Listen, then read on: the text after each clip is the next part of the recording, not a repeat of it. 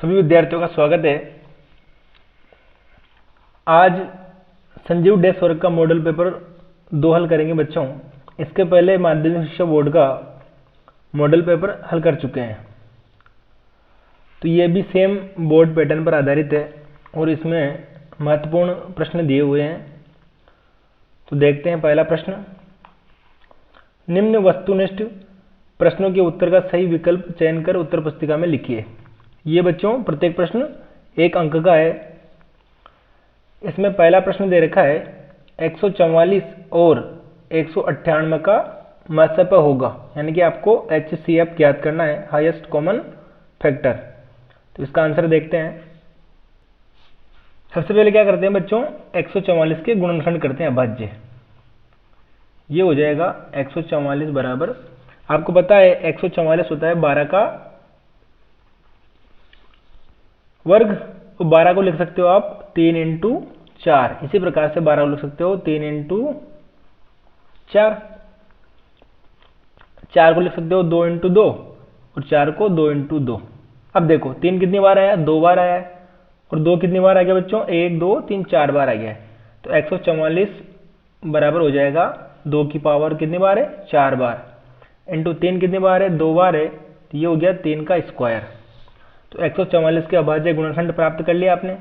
इसी प्रकार आपको क्या करना है, 198 के अभाज्य गुणनखंड प्राप्त करना है। तो सबसे पहले अगर इसमें भाग देते हैं, 198 का अगर अभाज्य गुणनखंड प्राप्त करेंगे तो सबसे पहले 2 का भाग जा रहा है, 9 2 18, 9 2 18, फिर 3 का जा रहा है, 3 3 9, 3 3 9, फिर 3 का जा रहा है, 3 1 3, 3 1 3, 11 आ गया, तो 11 का जा रहा है, 11 एकम 11। तो 198 के अभाज्य गुणनखंड क्या मिले आपको, 2 × 3 कितनी बार है बच्चों, 2 बार है, ये आ जाएगा 3 का स्क्वायर इंटू 11 एक बार है। अब HCF आपको अगर निकालना है उसमें क्या करते हैं, इनमें जो कॉमन आ रहा है उसे केवल लिखते हैं। तो देखो 2 कितनी बार आ रहा है, यहाँ 4 बार आ रहा है, यहाँ 1 बार आ रहा है, तो जो सबसे कम बार आ रहा है और कॉमन है उसी को लिखते हैं, 2 हो जाएगा। यहाँ कितना, 3 का स्क्वायर है, यहाँ भी 3 का स्क्वायर है, तो 3 का स्क्वायर है। 11 इसमें आ रहा है, इसमें नहीं आ रहा है, तो 11 को नहीं लिखेंगे। तो आपका महत्व कितना हो गया बच्चों, 2 × 3 का स्क्वायर। तो 3 का स्क्वायर होता है बच्चों 9, और इंटू 2, 9 × 2 करेंगे तो कितना आ जाएगा, 18। इस ऑप्शन में आपका दे रखा है, ये ऑप्शन नंबर डी वाला 18। इसी प्रकार दूसरा क्वेश्चन है बच्चों, यदि द्विघात बहुपद x² - 2x - 3 के शून्यक p और q हैं तो p + q का मान ज्ञात कीजिए। तो सबसे पहले क्या करते हैं, ये जो आपको बहुपद दे रखा है द्विघात, इसके शून्यक प्राप्त करते हैं। x² - 2x - 3 के क्या करेंगे, शून्यक निकालेंगे।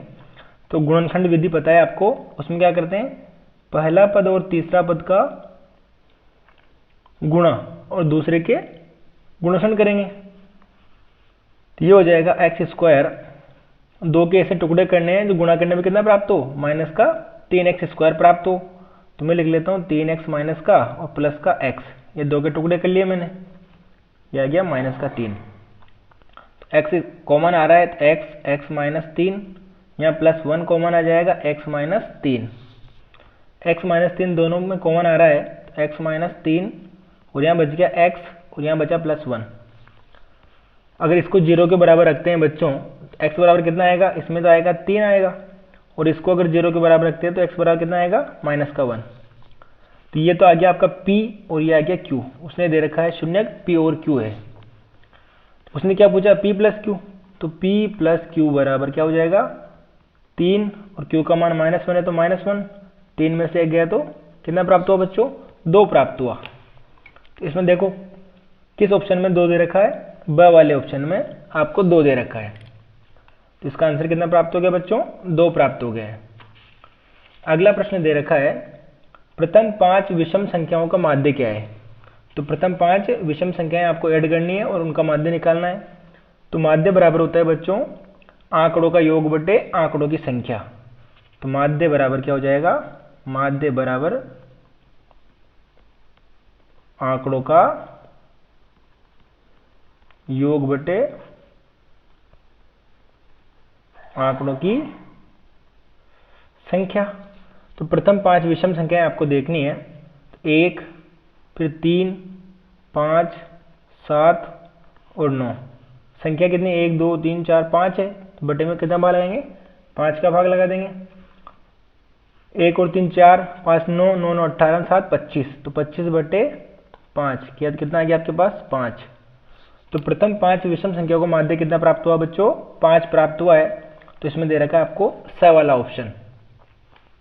अगला प्रश्न है, निम्न रेखिक समीकरण युग्म के हल है। तो आपको समीकरण दे रखी है बच्चों x + 4, x + y = 4 दे रखा है और x - y = 2 दे रखा है।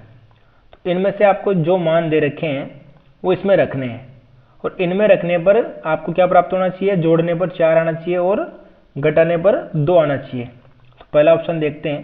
देखो पहले ऑप्शन में x का मान 3 है, y का मान 1 है, तो यहाँ 3 और 1 रखते हैं, तो 3 + 1 करेंगे तो 4 आएगा, और 3 - अगर 1 करेंगे तो 2 आ रहा है।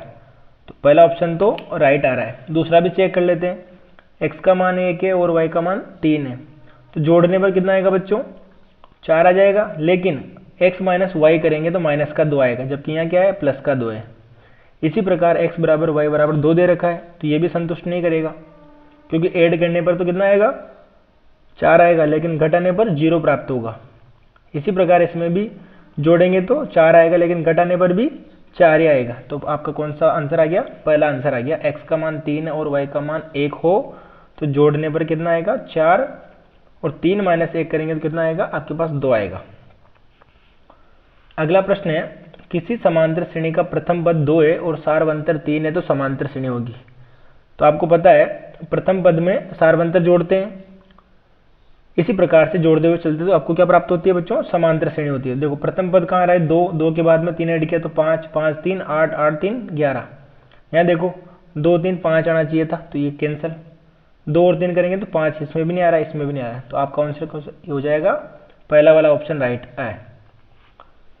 अगला प्रश्न है, 2 त्रिभुजों के सर्वांग सम होने के लिए निम्नलिखित में कौन सी प्रतिबंधता पर्याप्त नहीं है। तो आपने कक्षा 9th में सर्वांग समता पढ़ी है बच्चों। तो देखो सर्वांग समता में एक पहला रूल होता है भुजा भुजा भुजा, यानी कि एक आकृति एक त्रिभुज दूसरे त्रिभुज के भुजाएं अगर बराबर है तो दोनों त्रिभुज क्या होते हैं बच्चों, सर्वांग सम होते हैं। इसी प्रकार आपने पढ़ा है कोण भुजा कोण, ये भी होता है। इसी प्रकार भुजा कोण भुजा भी पढ़ा है, लेकिन आपने भुजा भुजा कोण नहीं पढ़ा है। तो कौन सा प्रतिबंध सही नहीं है, भुजा भुजा कोण नहीं है। अगला प्रश्न है, बिंदु 0,3 और -2,0 के बीच की दूरी होगी। तो आप ये प्रश्न जो निर्देशांक ज्यामिति से है, तो इसकी दूरी निकालते हैं बच्चों। देखो आपका P बिंदु मैंने मान लिया 0,3, Q मान लिया -2,0। ये x1 y1 ये हो जाएगा x2 y2। आपको पता है दूरी PQ बराबर होता है बच्चों √x निर्देशांक के जोड़कर वर्ग करना है। इसी प्रकार अंतर का वर्ग प्लस y निर्देशांक के अंतर का वर्ग, यानी ये हो जाएगा x1 - x2 का स्क्वायर प्लस y1 - y2 का होल स्क्वायर। तो देखो 0 में से -2 किया तो माइनस माइनस क्या हो जाएगा प्लस का 2 वर्ग प्लस y1 कितना है 3 है, 3 में से 0 करेंगे माइनस का, इसका रूट ले रखा है। तो 0 + 2 करेंगे तो 2 का वर्ग कितना होता है बच्चों 4 होता है। 3 में से 0 गया 3 बचेगा, 3 का वर्ग होता है 9। तो ये रूट में 9 4 कितना आ गया बच्चों 13 आ गया। तो PQ की मध्य की दूरी कितनी प्राप्त की आपने √13। तो √13 किस में आ रहा है, इसमें ये आ रहा है आपका ऑप्शन नंबर ब। अगला प्रश्न है, यदि 8 tan x = 15 है तब sin x - cos x बराबर क्या होगा। तो sin x - cos x का क्या निकालना है, आपको अंतर निकालना है। आपको ये दे रखा है और आपको ये ज्ञात करना है। तो देखो सबसे पहले tan x बराबर क्या हो जाएगा, ये 8 गुणा में है तो ये दे जाएगा तो आएगा ये भाग में। और आपको पता है tan थीटा बराबर क्या होता है बच्चों, लंब बटे आधार। और साइन बराबर होता है लंब बटे कर्ण माइनस कोस बराबर होता है आधार बटे कर्ण। इसका मतलब आपको कर्ण की आवश्यकता पड़ेगी। तो आपने पाइथागोरस प्रमेय पढ़ी है बच्चों, कर्ण का स्क्वायर बराबर होता है आधार का स्क्वायर प्लस लंब का स्क्वायर। इसका स्क्वायर इधर लाएंगे तो इधर क्या आ जाएगा, रूट आ जाएगा। अब आधार क्या है आपके पास, 8 है, तो 8 का वर्ग प्लस l मतलब 15 का वर्ग, तो k बराबर यानी कि कर्ण बराबर 8 का स्क्वायर 64 होगा, 15 का स्क्वायर 225 हो जाएगा। ये आ गया 289। और 289 आपको पता है किसका वर्गमूल होता है बच्चों, 17 का। तो k का मान कितना प्राप्त हो गया आपको, 17। तो sin x minus cos x यानी कि लंब बटे कर्ण माइनस आधार बटे कर्ण, तो ये हो जाएगा बेटे लंब का मान कितना है आपके पास 15, 15 बटे 17 माइनस आधार कितना है आपके पास 8 है, तो 8 बटे 17, तो आ गया आपके पास 17 एलसीएम। और अगर हर समान हो तो अंश डायरेक्टली घटा सकते हैं, तो 15 माइनस 8 ये हो जाएगा बच्चों 7 बटे 17। तो इसका आंसर कितना प्राप्त हो गया आपको, 7 बटे 17। तो इसमें आपको ऑप्शन दे रखा है ये डी वाला ऑप्शन 7 बटे 17। इस प्रकार से जो है इस प्रश्न को आपको हल करना है। अगला प्रश्न है बच्चों, 6 मीटर ऊंचे एक खंभे की छाया 2√3 मीटर लंबी है, तो सूर्य का उन्नतांश कोण कितना होगा। इस प्रकार से आपको दे रखा है, ये 6 मीटर ऊंचा कोई खंभा है, इसकी छाया 2√3 मीटर है, तो सूर्य का उन्नतांश कोण आपको पता करना है। तो देखो ये कोण के सामने वाली भुजा को बोलते हैं लंब, इसे बोलते हैं बच्चों आधार, और 90 डिग्री के सामने की भुजा होती है कर्ण। तो आपको क्या दे रखा है, लंब दे रखा है और आधार दे रखा है। इसका मतलब लंब बटे आधार क्या होता है, tan थीटा। तो tan थीटा बराबर लंब बटे आधार। लंब कितना है आपका 6, आधार है 2√3, 2 से कट गया 6 3 बार, और आपको पता है 3 को क्या लिख सकते हैं, √3 इंटू √3 बराबर भी 3 होता है। बटे में आपका √3 चल रहा है, तो एक √3 से √3 कैंसिल हो जाएगा। तो tan थीटा बराबर क्या आ गया बच्चों, √3। और √3 किसका मान होता है, tan 60 डिग्री का। तो थीटा बराबर कितना प्राप्त हुआ आपको, 60 डिग्री। तो उन्नतांश कोण आ गया आपका 60 डिग्री। तो इस प्रश्न में आपका आंसर दे रखा है ये ऑप्शन नंबर ए। अगला प्रश्न है, वर्ग अंतराल 24 से 30 का वर्ग चिन्ह क्या है। तो वर्ग चिन्ह का मतलब होता है बच्चों निम्न सीमा और ऊपरी सीमा को जोड़कर 2 का भाग लगाना। तो ये हो जाएगा आपका 24 प्लस 30 बटे 2, तो 54 बटे 2 कितना आ जाएगा बच्चों, 27। तो वर्ग चिन्ह कितना आ गया आपका पास, ये दे रखा है इसमें 27। इसका अगला प्रश्न है, एक वृत्त में केंद्र से समान दूरी पर स्थित जीवाएं एक दूसरे की होती है। तो वृत्त में अगर केंद्र से समान दूरी पर जीवाएं खींची जाए तो वो क्या होगी बच्चों, बराबर होती है। इस प्रकार से इसको देख सकते हैं, ये कोई आपका सर्कल है, ये केंद्र है, केंद्र से मान लो मैंने 2 सेंटीमीटर की दूरी पर एक जीवा खींची, और इधर भी मैंने 2 सेंटीमीटर दूरी पर अगर जीवा खींचूंगा तो ये जीवाएं आपस में क्या होगी बच्चों, बराबर होगी। तो इसका आंसर आ जाएगा ऑप्शन नंबर डी बराबर। अगला प्रश्न है, 14 सेंटीमीटर भुजा के एक गन से एक बड़े से बड़ा शंकु काटा जाता है, तो शंकु का आयतन कितना होगा। तो इसका आपको क्या निकालना है बच्चों, आयतन निकालना है। तो इस प्रश्न को समझते हैं पहले। ये आपका कोई गन है जिसकी भुजा कितनी है बच्चों, 14 सेंटीमीटर है। इस प्रकार से अगर गन बनाते हैं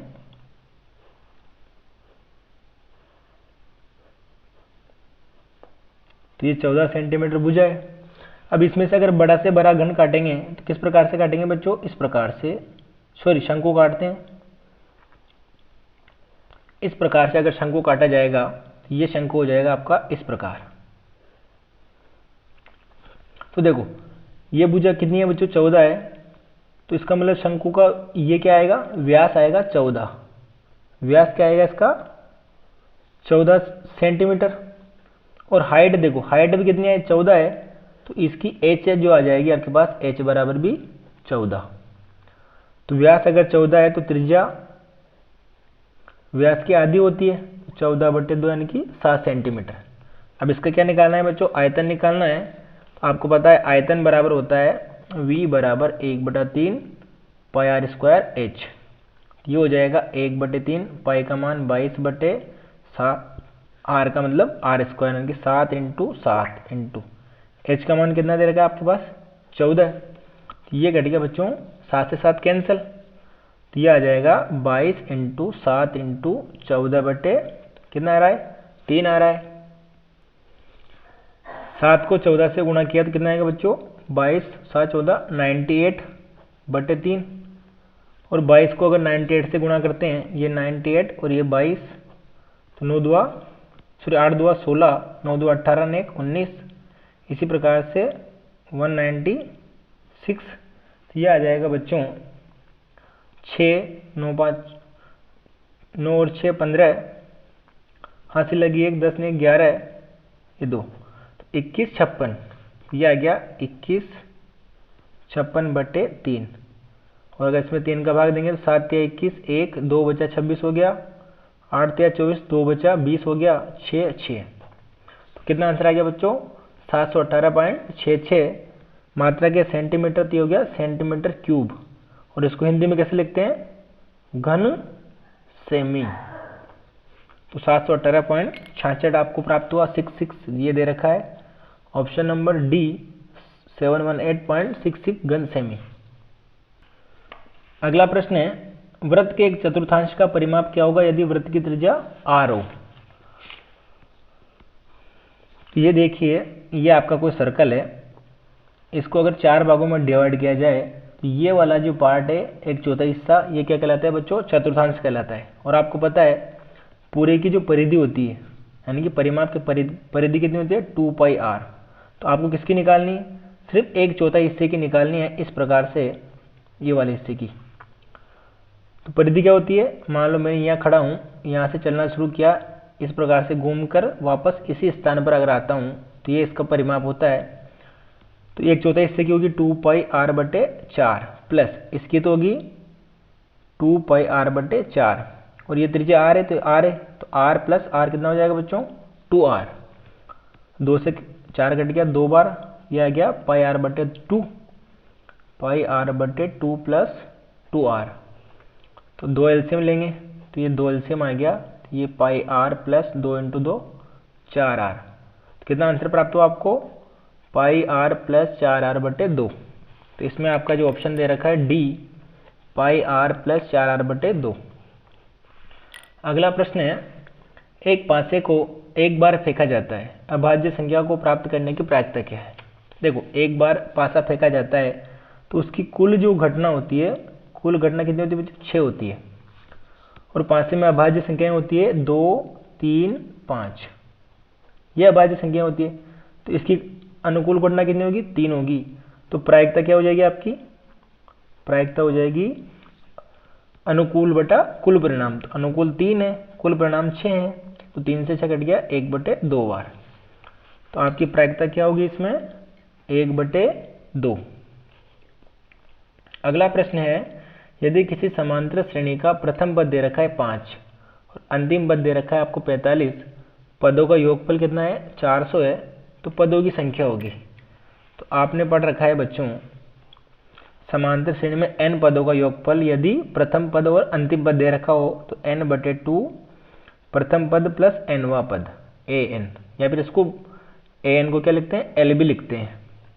तो Sn दे रखा है आपको 400, n का मान आपको पता करना है बटे 2, प्रथम पद 5 है और nवां पद 45 है, तो ये हो जाएगा बच्चों 400 को इधर 2 से गुणा करेंगे, ये हो जाएगा 400 लिख लो इसको, 400 इंटू 2 बटे 5 और 45 कितना हो बच्चों 50 होगा, तो 50 कहाँ आएगा बटे में आएगा, इधर क्या बच जाएगा n बच जाएगा, 1 0 से 1 0 कैंसिल, 5 से 40 कट गया 8 बार, 8 को 2 से गुणा करेंगे तो कितना आएगा बच्चों 16, तो पदों की संख्या कितनी आ गई आपके पास 16 है। तो इसमें ऑप्शन आपको दे रखा है स वाला।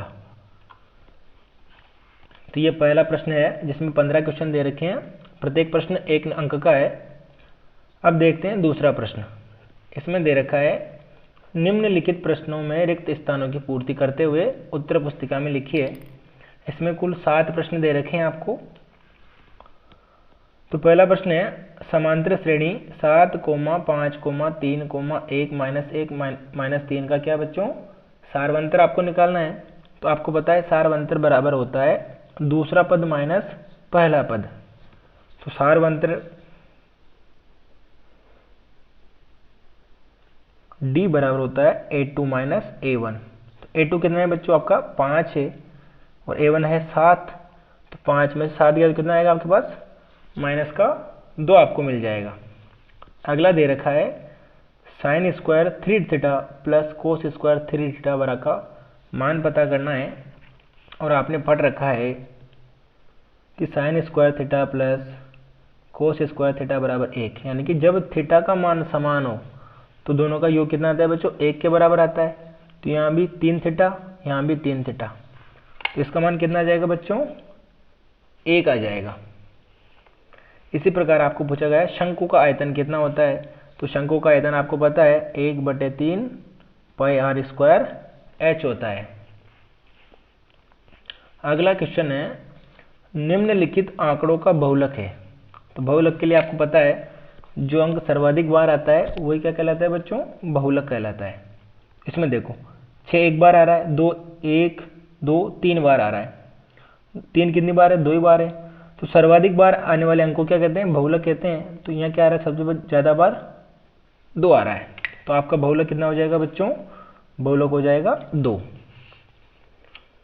अगला प्रश्न है यदि xi वर्गीकृत आंकड़ों के वर्ग अंतरालों के मध्य बिंदु हैं, fi इनकी संगत बारंबारताएं हैं तथा x बार क्या है माध्य है, तो आपको sigma fi xi minus x का बार का मान पता करना है। इस प्रश्न में आपको ये वाला मान निकालना है। देखो सबसे पहले आपने पढ़ा है समांतर माध्य बराबर होता है सिग्मा fx बटा सिग्मा f, ये पढ़ा है। और आपको पता है सिग्मा f को क्या बोलते हैं बच्चों आप n बोलते हो। तो सिग्मा fi xi बटा इसको लिख सकते हैं n। ये हो गया समांतर माध्य बराबर सिग्मा fi xi बटा n। तो इसका मतलब सिग्मा fi xi को मैं क्या लिख सकता हूँ सिग्मा fi xi को n का इधर गुणा करेंगे तो n इंटू x का बार, ये लिख सकते हैं। और आपको पता है अगर समांतर माध्य को जोड़ा जाए, ये क्या है सिग्मा, अगर इसको अंदर गुणा करेंगे तो ये आएगा sigma fi xi minus sigma x का बार। तो इसका मतलब क्या हुआ ये समांतर माध्य का योग है। सिग्मा का मतलब क्या होता है बच्चों योग होता है। तो अगर समांतर माध्य को n पदों तक जोड़ा जाए n पदों तक तो क्या लिख सकते हैं n इंटू एक्स का बार। इसका मतलब क्या हुआ ये हो गया सिग्मा x का बार बराबर, इसका मतलब आ गया n सिग्मा बार। और fi xi सिग्मा का मान कितना आया n इंटू एक्स का बार। तो इसका मतलब क्या हुआ इसका मान आ गया आपके पास n x का बार माइनस इसका मान भी कितना है आपके पास n x का बार। तो n x का बार में से n x का बार गया तो ये क्या हो जाएगा बच्चों कैंसिल। तो मान कितना प्राप्त हुआ आपको 0। तो इसका मान कितना आ गया बच्चों 0, 0 मान आपको प्राप्त हुआ। अगला प्रश्न है 1 घंटे में घंटे की सुई द्वारा घूमा गया कोण होता है। तो घड़ी के अंदर ये आपकी घड़ी है, तो आपको पता है एक राउंड में कितने घंटे होते हैं बच्चों 12 घंटे। तो घंटे की सुई 12 घंटे में एक चक्कर पूरा करती है।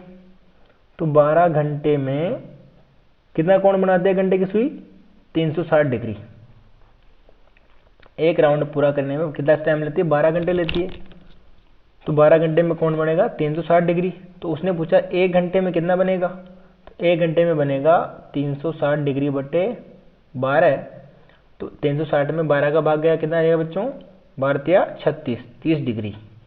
तो 1 घंटे में घंटे की सुई कितने डिग्री का कोण बनाएगी 30 डिग्री का बनाएगी। तो इसका आंसर आ जाएगा बच्चों 30 डिग्री। इसी प्रकार एक निश्चित घटने वाली घटना की प्रायिकता क्या होती है। तो अगर कोई घटना घटने वाली है और फिक्स है तो उसकी प्रायिकता होती है 1। और आपको पता है प्रायिकता का मान या तो 0 से 1 के मध्य होता है। तो कोई घटना घटेगी तो प्रायिकता 1 होगी, और कोई घटना अगर घटने वाली नहीं है तो उसकी प्रायिकता कितनी हो जाएगी बच्चों 0 हो जाएगी। तो इस प्रकार से आपका दूसरा क्वेश्चन भी पूरा हो चुका है। अब देखते हैं अति लघुरात्मक प्रश्न। ये भी प्रश्न सभी 1 नंबर के हैं। अगला प्रश्न है बच्चों, संख्या 3825 को अभाज्य गुणनखंडों के गुणनफल के रूप में व्यक्त कीजिए। तो इसके क्या निकालने हैं आपको? अभाज्य गुणनखंड। तो अभाज्य गुणनखंड विधि के लिए क्या करेंगे बच्चों? सबसे पहले इसमें भाग लगाएंगे। देखो पीछे क्या आ रहा है? 5 आ रहा है, तो इसमें 5 का भाग जाएगा। 5 का भाग गया बच्चों, 7 पंजो 35, 3 बचेगा, कितना हो जाएगा? 32 हो जाएगा।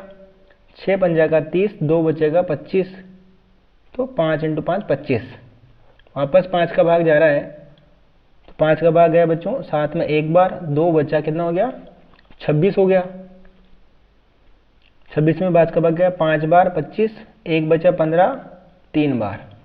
अब देखो 15 और 3 में किसका भाग जाता है बच्चों? 3 का भाग जाता है, तो ये आ जाएगा 5 तिया 15, 3 एकम 3। 51 में वापस 3 का भाग जाता है, तो ये आ जाएगा 17 तिया 51, और 17 एक अभाज्य संख्या है, तो 17 में 17 का भाग जाएगा, दिया जाएगा 1 बार। तो इसकी अभाज्य गुणनखंड क्या प्राप्त हो गया आपको? 5 कितनी बार है बच्चों? 1 2 बार है, तो 2 का स्क्वायर, 5 का स्क्वायर। 3 कितनी बार है? 2 बार है, तो ये भी 3 का स्क्वायर इंटू 17। तो ये सारी संख्याएं क्या है? अभाज्य संख्या है, तो इसे बोलते हैं बच्चों अभाज्य गुणनखंड। तो आपका आंसर कितना आ गया? 5 का स्क्वायर इंटू 3 का स्क्वायर इंटू 17। तो इस प्रकार से इसमें आप लिख सकते हैं 3825 बराबर 5 का स्क्वायर इंटू 3 का स्क्वायर इंटू 17। अगला प्रश्न है बच्चों, यदि द्विघात बहुपद x square plus 3x plus k का एक शून्यक दे रखा है, आपको 3 है, तो क्या करना है? k का मान ज्ञात करना है। तो देखो जब भी आपको कोई शून्यक पता हो और किसी अज्ञात का मान निकालना हो, तो दिए गए बहुपद को क्या करते हैं? शून्य के बराबर रखते हैं। तो आपको दे रखा है मान px बराबर लिख लिया अपन ने x square plus 3x plus k। आपको एक शून्यक दे रखा है, कितना? 3 दे रखा है, तो इसका मतलब क्या होगा? p3 बराबर क्या आएगा? 0 आएगा।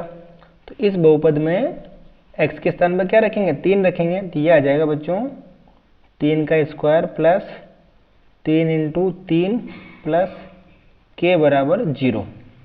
3 का स्क्वायर होता है बच्चों 9, 3 इंटू 3 कितना होता है? 9 प्लस k बराबर 0। 9 9 कितना हो जाएगा? 18। 18 प्लस k बराबर 0। तो 18 को पक्षांतरण करेंगे, तो प्लस का 18 इधर आएगा, तो क्या हो जाएगा बच्चों? माइनस का 18। तो k का मान कितना आ गया? -18। अगला प्रश्न है, 7 पेंसिल तथा 5 पेन का कुल मूल्य 29 रुपये है, इसको बीजगणितीय रूप में लिखिए। तो देखो माना एक पेंसिल का मूल्य कितना है? मान लिया आपने पेंसिल का मूल्य बराबर x रुपये।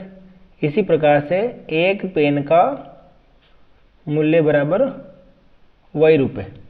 तो देखो 7 पेंसिल का मूल्य कितना हो जाएगा? 7x, और 5 पेन का मूल्य कितना हो जाएगा? 5y, और दोनों का योग दे रखा है 29। इसका तो बीजगणितीय रूप क्या हो जाएगा? 7x प्लस 5 पेन, तो 5y बराबर 29। तो इसका क्या हो गया बच्चों? बीजगणितीय रूप हो चुका है। अगला प्रश्न है, संलग्न आकृति में BC समांतर PQ है।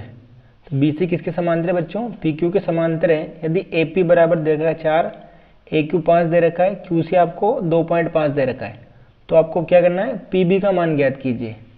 और आपको पता है यदि त्रिभुज में 2 भुजाएं समांतर हो, मतलब एक बीच में अगर भुजा खींची जाए और वो समांतर है, तो आपने आधारभूत अनुपातिकता प्रमेय पढ़ रखी है। यदि BC समांतर PQ है, तब आपने एक प्रमेय पढ़ रखी है, तो उसमें क्या होता है? AQ बटा QC बराबर AP बटा PB, यानी कि AQ बटा QC बराबर AP बटा PB। AQ का मान कितना है बच्चों? 5 है।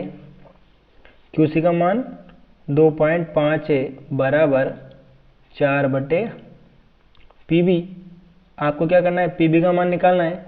तो क्या करेंगे, वज्र गुणा करेंगे तो ये हो जाएगा बच्चों PB बराबर 2.4 किससे गुणा होगा, 4 से, तो 4 इंटू 2.5 और 5 कहाँ जाएगा, बटे में, ये आ गया बटे में। तो 5 से कट गया 2.5 कितनी बार, 0.5 बार, और 0.5 को 4 से गुणा करेंगे तो 4 पंजो 20, यानी कि कितना आ जाएगा बच्चों, 2। कितना आएगा, 2, क्योंकि 0.5 का मतलब 1/2 होता है, तो 2 से 4 कितने बार कटेगा, 2 बार कट जाएगा। तो आंसर कितना आएगा, PB बराबर 2 सेंटीमीटर। अगला प्रश्न है, बिंदु -2,9 की x अक्ष से दूरी लिखिए। इस प्रकार का प्रश्न हमेशा आता है। तो देखो, जब भी आपको कोई अक्ष से दूरी पूछी जाए तो x अक्ष से पूछी गई तो किसका मान बताना है, आपको y का मान बताना है, और y से पूछी जाए तो x का मान बताना है। क्योंकि इस प्रकार से अगर अपन -2,9 बनाते हैं तो -2,9 का आएगा, लगभग यहाँ आएगा। तो ये -2 है और ये प्लस का 9 है। तो x से कितना दूर है बच्चों, है 9 इकाई दूर है। तो x अक्ष से दूरी कितनी हो जाएगी बच्चों, 9, कितनी हो जाएगी, इकाई। अगला प्रश्न है बच्चों, यदि एक गोले का संपूर्ण पृष्ठीय क्षेत्रफल 36 सेंटीमीटर स्क्वायर है तो उसकी त्रिज्या ज्ञात कीजिए। तो आपको पता है गोले का संपूर्ण पृष्ठीय क्षेत्रफल कितना होता है बच्चों, 4 पाई r स्क्वायर। इसका मान कितना दे रखा है आपको, 36 दे रखा है। तो 4 इंटू पाई का मान बच्चों 22/7 इंटू r स्क्वायर बराबर 36 हो जाएगा। तो आपको r स्क्वायर निकालना तो ये हो जाएगा 36 इंटू 7 बटे में क्या आएगा, 4 इंटू 22। ये 4 से कट गया बच्चों, 36 कितनी बार कटेगा, 9 बार, और 9 इंटू 7 करेंगे तो 63, और ये आएगा बटे में 22। तो इसका मतलब आ गया आपके पास r स्क्वायर बराबर 63/22। तो r बराबर √63/22। अब 63/22 को हल करते हैं बच्चों, तो इस प्रकार से मान आता है। 63 में अगर 22 का भाग दिया तो ये आएगा 2.863। 22 का भाग 63 में गया 2 बार, बचेगा कितना, 19 बचेगा। तो 19 में 22 का भाग नहीं जाता है, तो क्या करेंगे, पॉइंट लगाकर 0 उतारेंगे। तो 22 का भाग 190 में दिया तो कितनी बार गया बच्चों, 8 बार गया, 176 आया। माइनस करेंगे इसी प्रकार से अगर करेंगे तो मान आएगा आपके पास 2.863। कितना आएगा, r बराबर √2.863। वापस 140 आ चुका है, तो इसी प्रकार ये आएगा मान 2.8638। कितना आएगा। अब देखो, इसका अगर रूट निकालते हैं तो रूट को आपको पता है, सेम अभाज्य गुणनखंड विधि द्वारा इसका वर्गमूल निकालते हैं तो r का मान लगभग आपको प्राप्त होगा बच्चों 1.69, और त्रिज्या दे रखी है सेंटीमीटर में तो सेमी। तो इसका रूट आप निकाल लेगा तो r का मान आ जाएगा 1.69 सेंटीमीटर।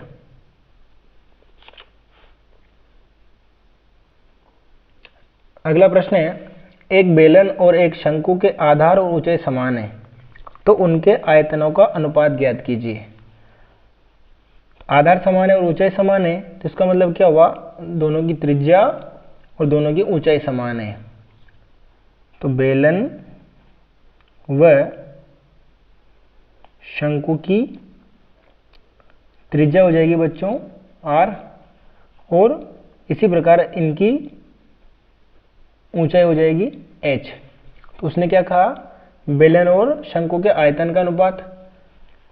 तो निकालना है आपको बेलन का आयतन बटे शंकु का आयतन। तो बेलन का आयतन आपको पता है बच्चों क्या होता है, पाई r स्क्वायर h, और शंकु का होता है 1/3 पाई r स्क्वायर h। तो पाई r स्क्वायर h से पाई r स्क्वायर कैंसिल हो जाएगा, ये बच जाएगा 1/1/3। तो बटे का बटा कहाँ जाएगा, ऊपर जाएगा, 3 इंटू 1 3 हो जाएगा।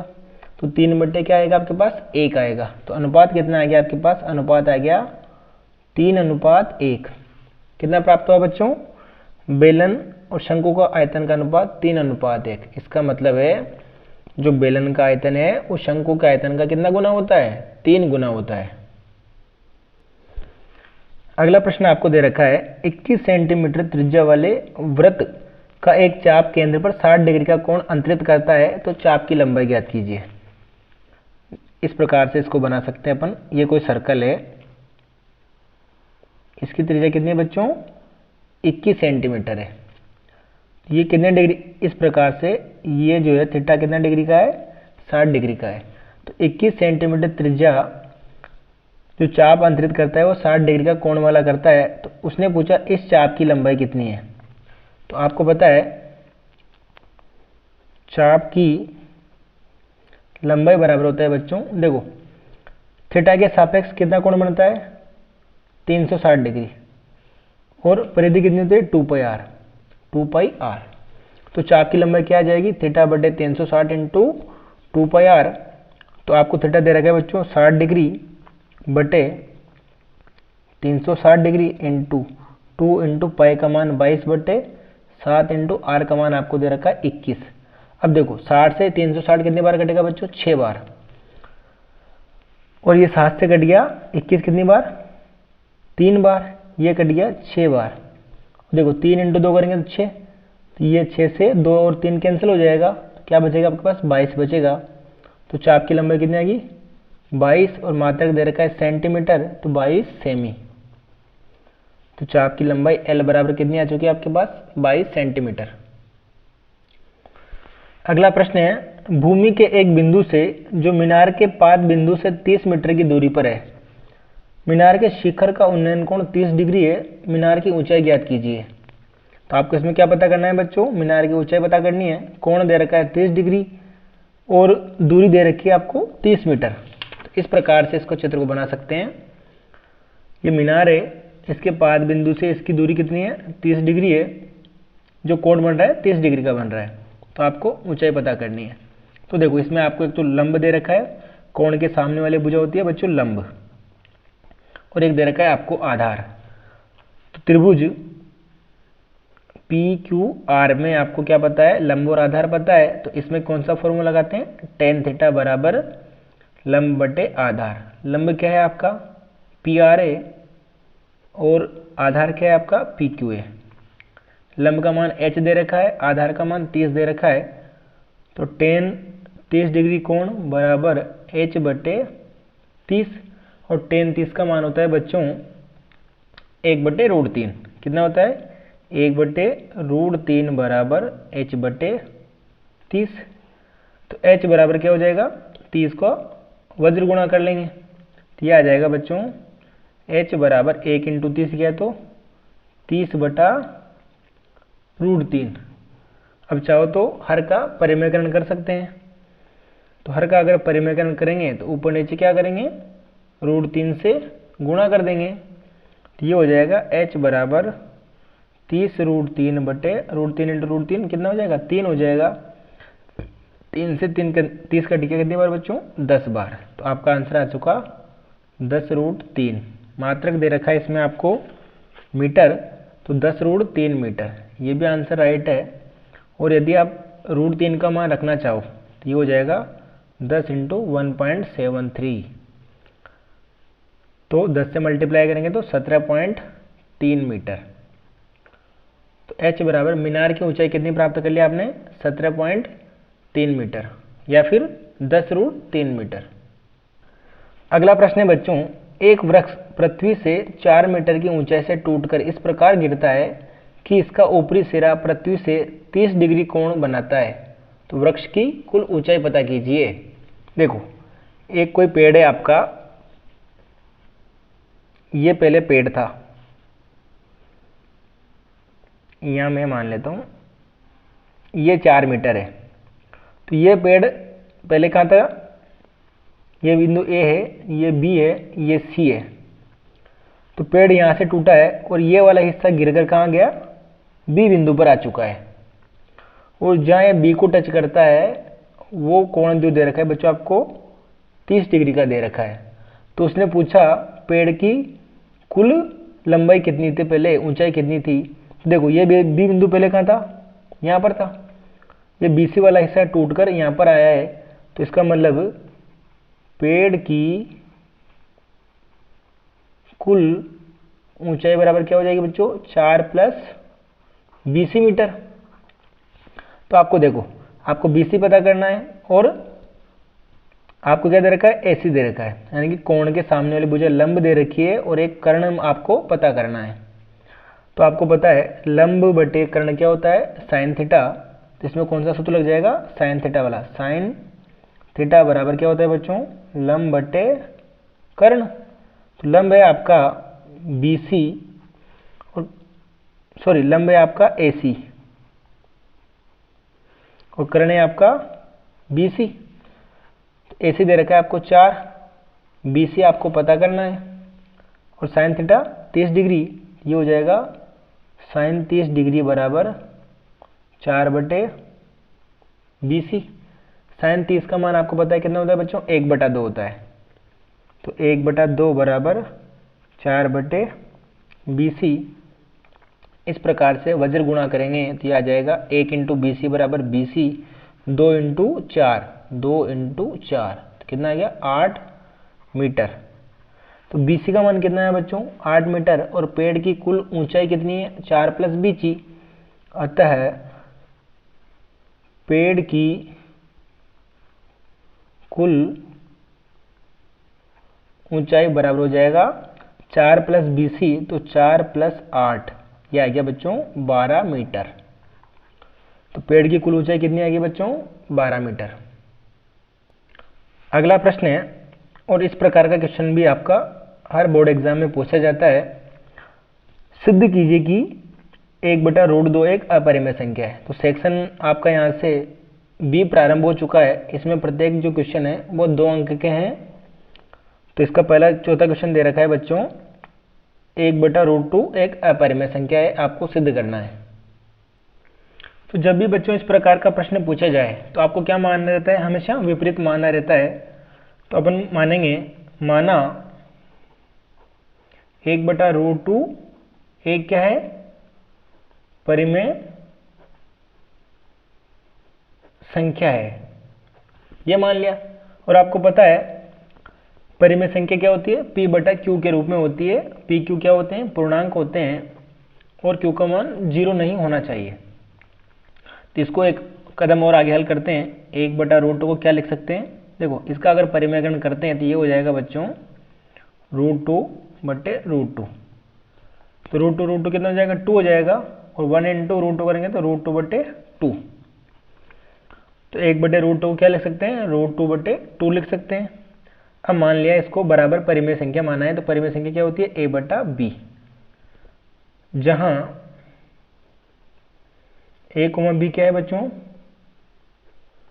पूर्णांक है, तथा A, B क्या है बच्चों, सहअभाज्य संख्या है, सहअभाज्य संख्या है। सहअभाज्य संख्या आपको पता है जिनका गुणनखंड में कॉमन क्या होता है बच्चों, 1 होता है और वह आपस में अभाज्य होती है। तो देखो √2/2 बराबर क्या आ गया, A/B आ गया। तो इसका मतलब क्या हुआ, √2/2 बराबर A/B। और यह आपको लिखना है B ≠ 0। तो √2 बराबर मैं लिख सकता हूँ 2 का अगर वज्र गुणा किया तो 2A/B। अब देखो A भी अपन ने पूर्णांक माना है, तो √2 इंटू A/B डिवाइडेशन के रूप में आ रहा है और इससे P/Q के रूप में दिख रहा है आपको। और आपने पढ़ा है दो पूर्णांकों का अगर भागफल देते हैं तो क्या आता है, एक परिमेय संख्या आता है। क्योंकि आपको पता है दो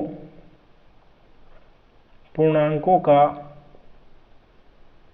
भागफल एक परिमेय संख्या होती है, यानी कि 2A/B क्या है, एक परिमेय संख्या है। अब आपको पता है जब 2A/B परिमेय संख्या है तो √2 भी क्या होना चाहिए, परिमेय होना चाहिए। लेकिन इसका मतलब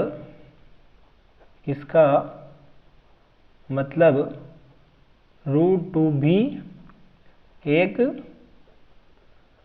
परिमेय संख्या है। भाई आपने लिखा है पूर्णांकों का भागफल परिमेय संख्या होती है, तो इसका मतलब √2 परिमेय संख्या हुआ। लेकिन आपको ये भी जानते हैं कि √2 क्या है बच्चों, एक अपरिमेय संख्या है।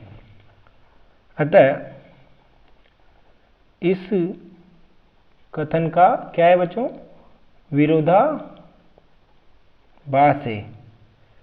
ये विरोधाभास किस लिए आ रहा है, क्योंकि हमने पहले ही गलत परिकल्पना कर ली, कल्पना की कि √1/√2 एक परिमेय संख्या है।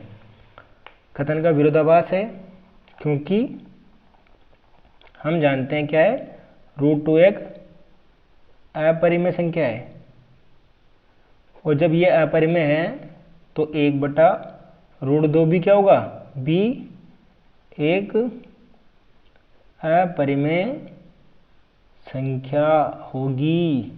यही आपको क्या करना था, सिद्ध करना था। तो इस प्रकार से इन प्रश्नों को हल करते हैं, और ये प्रश्न हर बार पूछा जाता है। उसके स्थान पर आपको √2 दे देगा, √3 मान परिवर्तन कर सकते हैं, लेकिन प्रक्रिया यही रहेगी। अगला प्रश्न है बच्चों, बहुपद x² - 3 के शून्य ज्ञात कीजिए और शून्यंकों तथा गुणांकों के बीच संबंध की सत्यता की जांच कीजिए। तो ये चैप्टर नंबर 2 बहुपद का क्वेश्चन है, और उसी में यही एकमात्र प्रश्नमाला है। तो ये कन्फर्म है कि इस प्रकार का प्रश्न अवश्य आएगा। तो इसको हल करते हैं बच्चों। सबसे पहले तो देखो x² - 3 दे रखा है, x² - 3। तो इसको सबसे पहले हल करते हैं, तो यह आ जाएगा बच्चों x², और मैं इसको लिख सकता हूँ √3 का स्क्वायर। ये बन गया a² - b², और आपको पता है a² - b² क्या होता है बच्चों, a + b यानी कि x + √3, a - b यानी कि x - √3। तो इसके शून्य के आगे इसमें कौन सा सूत्र लगाया अपन ने, चूंकि a² - b² बराबर पड़ा है अपने a + b और a - b, ये वाला फॉर्मूला लगाया। तो इसके शून्य क्या आ जाएंगे, शून्य अगर इसको बराबर करेंगे 0 के, तो एक तो आएगा √3 प्लस का, एक आएगा माइनस का √3। तो ये आ गया अल्फा, और ये आ गया आपका बीटा। अब आपको क्या करना है, संबंध की सत्यता की जांच करनी है। तो देखो इस बहुपद में आपको इसको क्या लिखोगे, आपने पढ़ रखा है x² + bx + c = 0 द्विघात बहुपद का मानक रूप होता है, लेकिन इसमें b का पद मौजूद नहीं है। तो इसका मतलब ये क्या हुआ, x² - b का मान 0 × x - 3 = 0। तो b के स्थान पर क्या होना चाहिए, 0 आना चाहिए। और आपने पढ़ रखा है अल्फा + बीटा बराबर क्या होता है, -b/a होता है। तो b का मान कितना है बच्चों, 0 है, और a का गुणांक कितना है, यहाँ 1 है। ये क्या आएगा, 0 आएगा। अब देखो अल्फा + बीटा, अगर इसके अनुसार भी चेक करते हैं तो अल्फा + बीटा बराबर कितना आएगा, √3 - √3, ये भी 0 आ रहा है। तो ये भी क्या है बच्चों, सत्य है। इसी प्रकार आपने पढ़ा है अल्फा × बीटा बराबर c/a। तो c कितना है बच्चों, -3 है, 1 का गुणांक कितना है, 1 है, तो -3/1 बराबर -3 आएगा।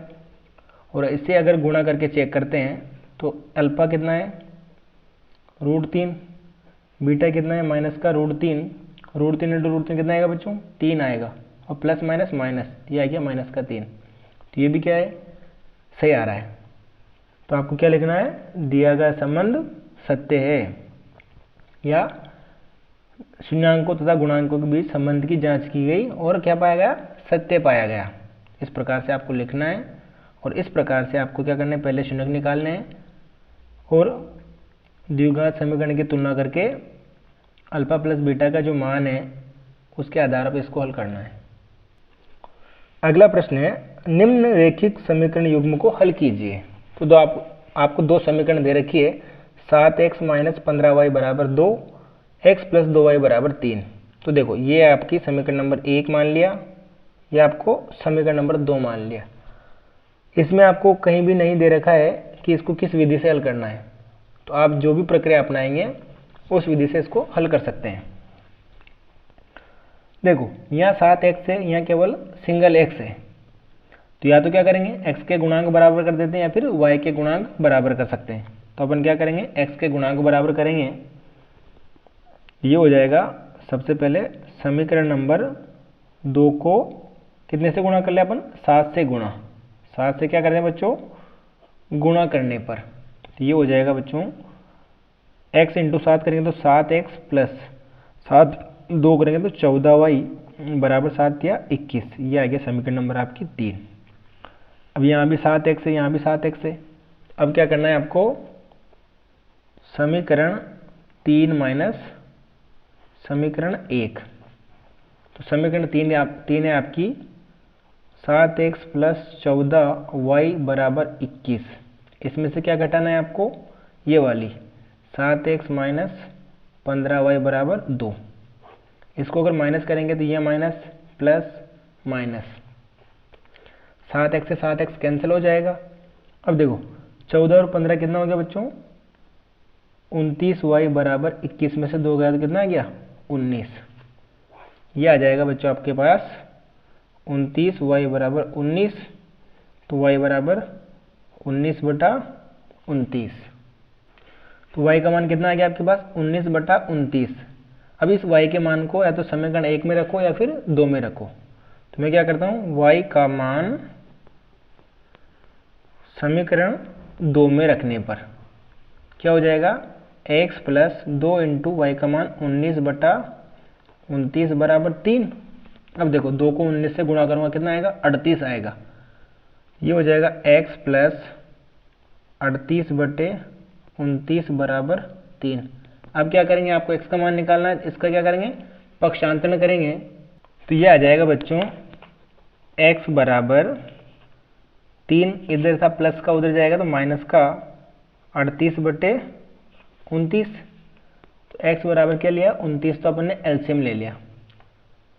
तो 29 का 3 से गुणा किया, 9 या 27 की 7 हासिल लगी 2, 3 2 6, 6 2 कितना हो जाएगा बच्चों, 8 हो जाएगा, माइनस 38। अब 87 में से 38 माइनस करना है, तो 17 में से 8 गया तो कितना बचेगा बच्चों, 9 बचेगा। और 7 में से 3 गया तो 4 बचेगा बटे 29। तो x का मान कितना आ गया आपके पास, 49/29। तो आपने x का मान प्राप्त कर लिया 49/29 और आपने y का मान प्राप्त किया 19/29। तो ये एक बार इसको देख लें आप। पहले क्या करना है, x या y के किसी गुणांक को बराबर करना है, एक दूसरे को घटाकर किसी भी एक मान को आपको विलोपित करना है या फिर प्रतिस्थापित करना है। एक मान आपके पास प्रतिस्थापित हो जाएगा तो दूसरे का मान प्राप्त कर लेंगे। जो मान आपने प्राप्त किया उसको किसी भी समीकरण में रखकर आप इस प्रकार से दूसरा मान प्राप्त कर सकते हैं। क्वेश्चन नंबर 7 है बच्चों, समलंब ABCD जिसमें AB समांतर DC है के विकर्ण AC और BD परस्पर O बिंदु पर प्रतिच्छेद करते हैं। दो त्रिभुजों की समरूपता कसौटी का प्रयोग करते हुए दर्शाइए कि OA/OC बराबर OB/OD है। तो आपको क्या सिद्ध करना है, सबसे पहले आपको सिद्ध करना है, सिद्ध क्या करना है, OA/OC बराबर OB/OD। आपको सिद्ध करना है बच्चों OA/OC बराबर OB/OD। और आपको क्या दे रखा है, एक समलंब चतुर्भुज बनाना है। तो ये बना लिया अपन ने समलंब चतुर्भुज इस प्रकार से। ये आपका समलंब चतुर्भुज हो गया। ये आपका ABCD इसको दे रखा है परस्पर O बिंदु पर प्रतिच्छेद करते हैं विकर्ण। तो ये AC विकर्ण हो गया, ये आपका BD विकर्ण हो गया, ये O बिंदु पर प्रतिच्छेद करते हैं। आपको क्या दे रखा है, दिया है कि AB समांतर DC है, यानी कि ये भुजा किसके समांतर है बच्चों, इसके समांतर है। और आपने कक्षा 9th में पढ़ा है कि दो रेखाएं अगर समांतर होती है और एक यदि तिरछी रेखा काटती है तो एकांतर कोण बराबर होते हैं। तो इसका मतलब अपन इसको नाम दे देते हैं कि ये कोण 1 है और ये 2 है। इसी प्रकार से इसको नाम दे दें, ये 4 है तो ये उसको मान लिया 3, और इसको मान लेते हैं 5, तो ये इसको मान लेते हैं 6 नंबर। तो अब क्या लिखते हैं, उपपत्ति, यानी कि इसको सिद्ध कैसे करेंगे, तो त्रिभुज, एक त्रिभुज है आपका AOB, त्रिभुज AOB तथा त्रिभुज COD, त्रिभुज COD में देखो कोण 1 बराबर 2 होगा क्योंकि रेखाएं समांतर है, तो कोण 1 बराबर कोण 2, कारण क्या है, AB समांतर CD और AC क्या है, एक तिर्यक रेखा है, यानी कि विकर्ण होगा तो तिर्यक रेखा मान लेंगे। इसी प्रकार से कोण इसका 4 बराबर इसका कोण कितना हुआ 3, इसमें भी सेम यही बात लिखनी है। इसमें तिर्यक रेखा कौन सी आ जाएगी, BD आ जाएगी, तो यहाँ क्या आ जाएगा बच्चों, BD। और देखो कोण 5 बराबर कोण 6, तो इसका कोण 6 बराबर कोण 5, ये कौन से कोण है, शीर्षा विमुख कोण, यानी कि दो रेखाएं परस्पर प्रतिच्छेद करती है तो आमने सामने के कोण क्या होते हैं बच्चों, बराबर होते हैं, उन्हें बोलते हैं शीर्षाभिमुख कोण। तो देखो सभी कोण बराबर आ गए, तो आपने पढ़ा है जब सभी कोण बराबर होते हैं समरूपता कसौटी में तो त्रिभुज क्या होते हैं बच्चों, समरूप होते हैं। अतः त्रिभुज AOB समरूप है त्रिभुज COD। कौन सा नियम लिखा है इनमें, AAA, कोण कोण कोण समरूपता कसौटी का प्रयोग किया है अपन ने इसमें। अब जब आपको पता है दो त्रिभुज समरूप होते हैं तो उनकी संगत भुजाओं का अनुपात भी क्या होता है, बराबर होता है। ये इसी आधार पर तो त्रिभुज समरूप कहलाते हैं। तो ये क्या हो जाएगा, अतः इसलिए OA बटा OC बराबर OB बटा OD। ये किस आधार पर है कि यदि कोण बराबर हैं तो उनकी संगत भुजाएं क्या होती है, समान अनुपात में होती है। ये आप चाहो तो लिख सकते हैं, यदि दो त्रिभुज समरूप हैं तो संगत भुजाएं क्या होगी बच्चों, समानुपाती होती है। ये भी आप इसमें लिख सकते हैं। तो ये आपका क्या हो गया, इति सिद्धम। अगला प्रश्न है, x अक्ष पर वह बिंदु ज्ञात कीजिए जो 2, -5 और -2, 9 से समदूरस्थ है। तो किस अक्ष पर ज्ञात करना है बच्चों, x अक्ष पर ज्ञात करना है। देखो ये A बिंदु है 2, -5, ये भी बिंदु है -2, 9 और मैंने कोई बिंदु माना O जो x अक्ष पर है, और आपको पता है x अक्ष पर y का मान क्या होता है बच्चों, 0 होता है। तो x, 0 दोनों से क्या है, समदूरस्थ है। और अगर ये बिंदु दोनों से समदूरस्थ है तो इसका मतलब क्या हुआ, दूरी AO बराबर दूरी BO, दोनों तरफ की दूरी बराबर होगी। तो इसका अगर वर्ग करते हैं तो क्या हो जाएगा बच्चों, AO का स्क्वायर बराबर BO का स्क्वायर। तो दूरी सूत्र आपने पढ़ रखा है, x निर्देशांक का अंतर करना है और वर्ग करना है, और प्लस y निर्देशांक का अंतर करना है, वर्ग करना है। तो इसका मतलब ये हो जाएगा बच्चों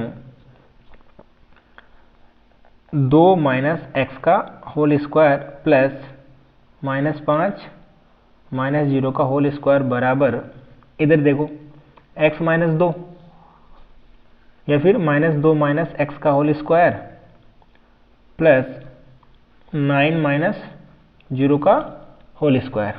क्योंकि यहाँ वर्ग लगा चुके हैं पहले तो रूट लेने की आवश्यकता नहीं है। तो इसमें कौन सा फॉर्मूला लग रहा है, a - b का होल स्क्वायर, a का स्क्वायर यानी कि 2 का स्क्वायर कितना हो जाएगा बच्चों, 4 -2ab, तो 2 क्या हो जाएगा 4x प्लस b स्क्वायर यानी कि x का स्क्वायर प्लस -5 में से 0 गया तो कितना बचेगा, -5, और -5 का वर्ग हो जाएगा बच्चों प्लस का 25 बराबर, यहाँ भी वही फॉर्मूला लग रहा है सेम, a - b का -2 का वर्ग हो गया बच्चों 4 प्लस सॉरी -2ab। तो देखो माइनस का 2 है, सूत्र में क्या आता है, माइनस आता है, तो इसको लिख सकते हैं 2 ए का मतलब माइनस का 2, बी का मतलब एक्स प्लस बी का स्क्वायर एंड एक्स का स्क्वायर प्लस, देखो 9 में से 0 गया तो 9 बचेगा, 9 कवर करेंगे तो 81 आएगा। कितना आएगा? 81 आएगा। तो ये हो गया बच्चों 4 minus 4x plus x square plus 25 बराबर 4। अब देखो -2 -2 क्या हो जाएगा? प्लस का 2 into 2 4 x plus x square plus 81। X square से एक्स स्क्वायर दोनों तरफ है, 4 भी दोनों तरफ है, तो ये क्या हो गया? 4 से 4 कैंसिल, एक्स स्क्वायर से एक्स स्क्वायर कैंसिल। आपके पास जो जो बच रहा है उसको लिख लेते हैं। आपके पास क्या बचा बच्चों?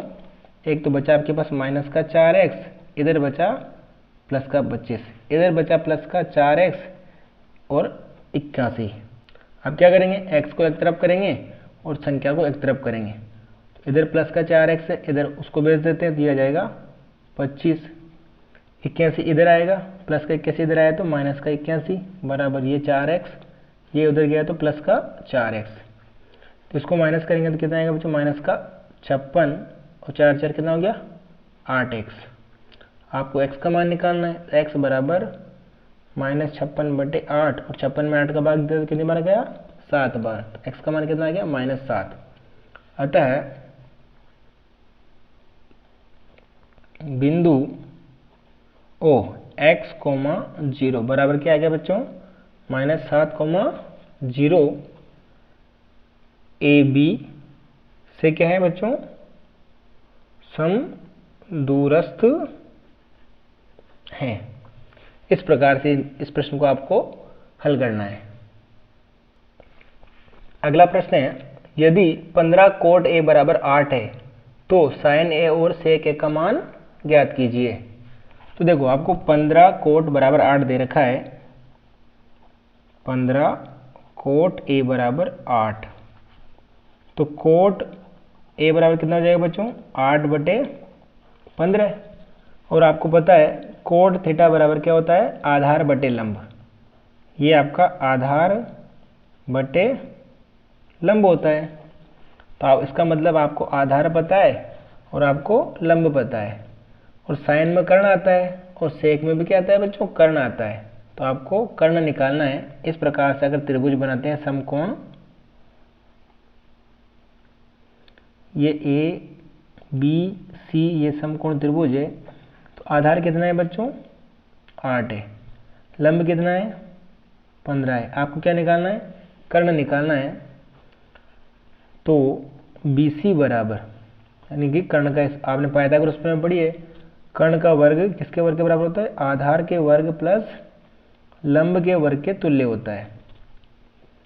तो आपको बी सी का वर्ग बराबर ए बी, यानी कि 8 का वर्ग प्लस 15 का वर्ग। 8 का वर्ग 64 प्लस 15 का वर्ग कितना होगा बच्चों? 225। इसको ऐड करेंगे तो कितना जाएगा? 289, 289।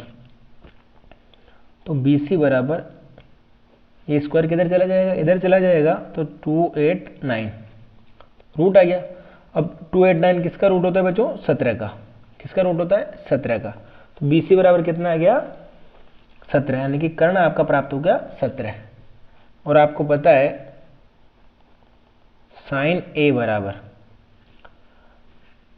अपन ने त्रिभुज एबीसी अलग मान लिया है, तो यहाँ आपको ए मानना पड़ेगा। इसको अभी हल तो अपन ने बी से कर लिया, तो कोई फर्क नहीं पड़ रहा। इसको कोण ए मान के चलिए आप। तो ये कोण क्या है बच्चों? ए पता है, ये कोण ए मान के चलिए। तो साइन ए बराबर होता है साइन थीटा बराबर लंब बटे कर्ण। क्या होता है बच्चों? लंब बटे कर्ण। तो लंब कितना दे रखा है आपको? लंब दे रखा है 15 और कर्ण दे रखा है आपको 17। इसी प्रकार सेक ए बराबर, सेक थीटा बराबर किसका उल्टा होता है बच्चों?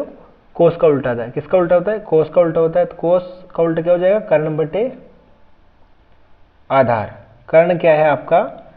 कर्ण है आपका 17 और आधार आपको पता है आपको कितना दे रखा है? 8 दे रखा है। तो ये आ गया साइन ए बराबर 15/17, सेक ए बराबर 17/8। इसमें अपन ने एक त्रुटि कर ली है कि आपको जो भी सर्कल मानना है, अपन ने तो सही किया है, लेकिन जब भी आप कोई त्रिभुज माने तो क्या माने, जो आपको कोण दे रखा है वो कोण यहाँ माने। तो ये अपन को ऐसे मानना था ABC, इस प्रकार से। तो कोई फर्क नहीं पड़ता वो, तो अपन ने कोण यहाँ ऐड कर दिया है कि ये कोण A के लिए निकाल रहे हैं, तो आपका आंसर ये आने वाला है 15/17 और 17/8। अगला प्रश्न है बच्चों, एक मीनार क्षैतिज तल पर खड़ी है, सूर्य के उन्नतांश कोण 30 डिग्री पर मीनार की छाया सूर्य के उन्नतांश 60 डिग्री पर मीनार की छाया से 45 मीटर अधिक है, मीनार की ऊंचाई ज्ञात कीजिए। देखिए उसने बता रखा है कि ये कोई मीनार है, तो 30 डिग्री पर जो छाया है वो 60 डिग्री पर, छाया में अंतर कितना है बच्चों, 45 डिग्री है। तो पहले कोण यहाँ था 30 डिग्री, अब कोण क्या हो गया, बढ़कर 60 डिग्री हो गया। तो दूर का कोण छोटा होता है, तो ये आ गया 30 डिग्री, और पास का कोण बड़ा होता है, तो ये आ गया 60 डिग्री। इसका अंतर कितना है बच्चों, यहाँ से यहाँ तक कितनी बड़ी छाया हो गई है, 45 मीटर अधिक है। और आपको क्या पता करनी है, ऊंचाई पता करनी है। तो ये मान लिया मैंने A, इसको मान लिया B, इसको मान लिया C, इसको मान लिया D। अब देखिए ये आपको BC अज्ञात है, तो BC को मैं मान लेता हूँ X। कितना मान लिया बच्चों, X मान लिया। अब इसमें आपको दो त्रिभुज पता दे रखे हैं, ABC और ABD। तो सर्वप्रथम क्या करते हैं, माना मीनार की ऊंचाई बराबर h मीटर है। त्रिभुज कौन सा त्रिभुज है बच्चों, समकोण, समकोण त्रिभुज ABC में, ABC में आपको देखो क्या दे रखा है, एक तो लंब पता है, एक आधार पता है, क्योंकि कोण के सामने वाली भुजा क्या कहलाती है, लंब कहलाती है। तो इसमें कौन सा फॉर्मूला लगेगा, टेन थीटा। टेन थीटा बराबर क्या होता है बच्चों, लंब बटे आधार होता है। लंब आपका क्या है, AB यानी कि H है, और आधार क्या है आपका BC यानी कि X है। थीटा का मान क्या है बच्चों, 60 डिग्री है। तो टेन 60 डिग्री बराबर H/X हो जाएगा। और 60 का मान आपको पता है कितना होता है, √3 होता है। √3 बराबर H/X। तो आपको किसका मान पता करना है, H का मान पता करना है। तो ये आ जाएगा बच्चों X बराबर H/√3 मात्रा हो गया मीटर, समीकरण नंबर 1। अब क्या करना है आपको, दूसरे त्रिभुज का उपयोग करना है। तो त्रिभुज समकोण ABD में, इसमें भी कौन सा फॉर्मूला लगेगा, टेन थीटा वाला, क्योंकि आपको आधार पता है और लंब पता है। तो टेन थीटा बराबर AB/BD। AB क्या है आपका, H है, BD आपका देखो X और 45 यानी कि X + 45। और टेन थीटा यानी कि टेन 30, इसमें कोण क्या है बच्चों, 30 डिग्री, H/X + 45। टेन 30 का मान होता है 1/√3, यह आ जाएगा 1/√3 बराबर H/X + 45। इसको हल करते हैं बच्चों, वज्र गुणा करते हैं, तो यह आएगा आपके पास √3 H बराबर x से गुणा किया x × 45, तो x + 45। अब देखो समीकरण 1 में x बराबर क्या है, H/√3 दे रखा है। तो यह लिख देते हैं, समीकरण 1 से x बराबर H/√3 रखने पर, इसका अगर मान रखते हैं तो यह आ जाएगा बच्चों √3H बराबर x का मान रख दिया अपन H/√3 + 45। अब आपको h को क्या करना है, एक तरफ करना है। तो यह आ जाएगा √3H माइनस H/√3 बराबर क्या आ जाएगा बच्चों, 45। यहाँ से क्या कॉमन आ गया, h कॉमन आ गया। तो ये हो गया आपका h कॉमन आ गया, √3 माइनस 1/√3 बराबर 45। √3 एलसीएम लेंगे क्या होगा, 3 से √3 गुणा करेंगे, तो ये आ गया h √3 एलसीएम आ गया आपका। √3 इंटू √3 करेंगे तो 3 - 1 बराबर 45। तो इसको और हल किया तो h 3 में से 1 गए तो 2/√3 बराबर क्या चल रहा है बच्चों, 45 चल रहा है। तो h बराबर देखो 2/√3 का है, गुणा में इधर जाएगा तो ये आ गया आपका पास 45 बटे, जो ऊपर है वो कहाँ आएगा, बटे में आएगा, जो नीचे वो कहाँ जाएगा बच्चों, गुणा में जाएगा, तो गुणा √3। तो ये आ जाएगा बच्चों आपके पास h बराबर 45 का आधा 22.5 √3। और चाहो आप तो √3 का मान, ये आंसर भी आपका राइट है, मीटर। और अगर √3 का मान रखना चाहो तो h बराबर 22.5 इंटू √3 का मान 1.73। और इसको अगर गुणा करेंगे तो ये आ जाएगा बच्चों 38.97 मीटर। तो ये आंसर भी आपका राइट है। और अगर √3 का मान अगर गुणा करते हो तो ये आंसर भी आपका क्या हो जाएगा बच्चों, राइट हो जाएगा। तो मीनार की ऊंचाई आ गई आपके पास 38.97 मीटर। अगला प्रश्न है, सिद्ध कीजिए कि स्पर्श बिंदु से स्पर्श रेखा पर खींचा गया लंब वृत्त के केंद्र से होकर जाता है। स्पर्श बिंदु से स्पर्श रेखा पर खींचा गया लंब वृत्त के केंद्र पर जाता है। तो सबसे पहले क्या करते हैं, एक सर्कल का निर्माण करते हैं बच्चों। ये मैंने कोई एक वृत्त बनाया जिसका केंद्र क्या है बच्चों, OA, और यह कोई बिंदु है A, ये त्रिज्या OA होगी। और यहाँ कोई अगर स्पर्श रेखा खींचते हैं इस प्रकार से तो ये आपकी स्पर्श रेखा PQ हो गई। तो आपको सबसे पहले सिद्ध क्या करना है, सिद्ध करना है वो चीज़ यहाँ लिखी हुई है कि स्पर्श बिंदु से स्पर्श रेखा पर खींचा गया लंब वृत्त के केंद्र से होकर जाता है। तो वो लाइन लिखनी है। आपको दिया क्या गया है, आपको जो दिया गया है एक वृत्त जिसका केंद्र क्या है बच्चों, जिसका केंद्र O है, ये आपको दे रखा। और क्या दे रखा है, PQ क्या है, PQ एक स्पर्श रेखा है जो स्पर्श बिंदु, कौन सा बिंदु, A पर मिलती है, A पर मिलती है या A से गुजरती है। अब आपको सिद्ध करना है तो क्या करना, एक रचना करनी पड़ेगी। रचना कि केंद्र को A से मिला दिया, तो O को A से मिला दिया। अब क्या करना, लिखना है आपको, उपपत्ति लिखनी। किसी भी प्रमेय को सिद्ध करने के लिए क्या करना पड़ता है, आपको उपपत्ति लिखनी पड़ती है। उपपत्ति में क्या लिखना है आपको, क्योंकि OA क्या है, एक वृत्त की त्रिज्या है। और PQ क्या है बच्चों, PQ वृत्त पर स्पर्श रेखा है। और आपको पता है अगर त्रिज्या और स्पर्श रेखा आपस में अगर टच करती है तो ये वाला जो कोण बनता है वो कितने डिग्री का बनता है बच्चों, 90 डिग्री का बनता है। स्पर्श रेखा है, अतः कोण OAP बराबर कोण OAQ, कोण OAQ बराबर क्या हो जाएगा बच्चों, 90 डिग्री। आपने पढ़ रखा है, क्या पढ़ रखा है कि स्पर्श रेखा और त्रिज्या परस्पर क्या होती है बच्चों, लंबवत होती है। चूंकि OA परस्पर लंबवत है PQ, ये आपने पहले पर में पढ़ रखी है। तो आपको यहाँ लिखना है अतः, इसका मतलब क्या हो गया बच्चों, अगर ये कोण 90 डिग्री का है तो OA लंबवत है PQ। तो आपको क्या लिखना है, वही बात लिखनी है यहाँ, किसी वृत्त की त्रिज्या सदैव वृत्त के केंद्र से गुजरती है। त्रिज्या कहाँ से गुजरेगी, केंद्र से गुजरेगी।